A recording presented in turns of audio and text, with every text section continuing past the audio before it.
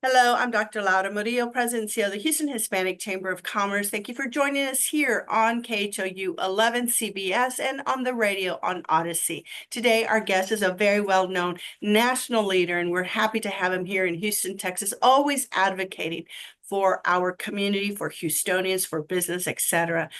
Michael Trevino is joining us here today, and he is with the Trevino Consulting Group, and they do a variety of different important work for our Houstonians. Michael, thanks for joining us. Thank you for inviting me. Absolutely, Michael. And we've known each other for decades now, and it is my honor to say that I've learned a lot from you and other great Houstonians who've done such tremendous, important work in our great city. And now you have really taken on something that is so important that I don't think enough people know about. It is the American Immigration Council. So let's start there. What is that, and why is it important? Well, the American Immigration Council was formed in 1987 by another organization that I've been associated with for many, many years, the American Immigration Lawyers Association. And so the purpose of the coalition is a nonpartisan national advocacy organization, not for profit. And the purpose really is to engage in research, to educate and inform elected officials so that we can move towards a fair, more just immigration policy strategy and system that also at the same time values the contributions of immigrants, whether they be business owners, whether they be taxpayers or consumers. And so we work with lots of organizations. Probably a more successful program, the one that the Houston Hispanic Chamber of Commerce is a member of, is TEG, Texans for Economic Growth. And so that's more than 160 business leaders and associations that come together, really. The AIC generates research that is used to, again, help educate and inform elected officials about the type of policy that we should have in place that obviously is mindful about that.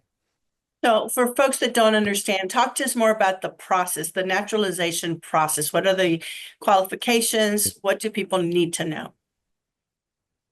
Yeah, well, it really begins with the understanding that last year in 2024, more than 818,000 people became naturalized citizens in this country. Houston is one of the national hubs, naturalization hubs, with 27,000 people that were naturalized last year. That's 3.3%. And so this is the result of individuals taking that final step to become a naturalized citizen, as my father did after many, many years.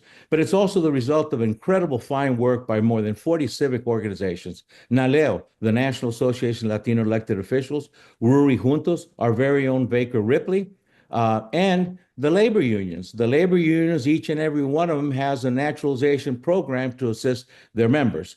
SEDES is another group. All of these are funded by very important philanthropic institutions in the city, the Houston Endowment first among them. And so all this is the kind of work that needs to be taking place, and it's the kind of people. Fun fact, the majority, more than 3/4 of the people who are naturalized have lived in this country for more than 20 years, Laura, more than 20 years. Michael, please tell us what role business can play. Well, there's no question that the most influential persons in a person who's eligible to naturalize to make that choice, take that decision, are family members. But this also includes work family members. And so employers can give people time to be able to prepare for the exam at work. They could also maybe give them an advance.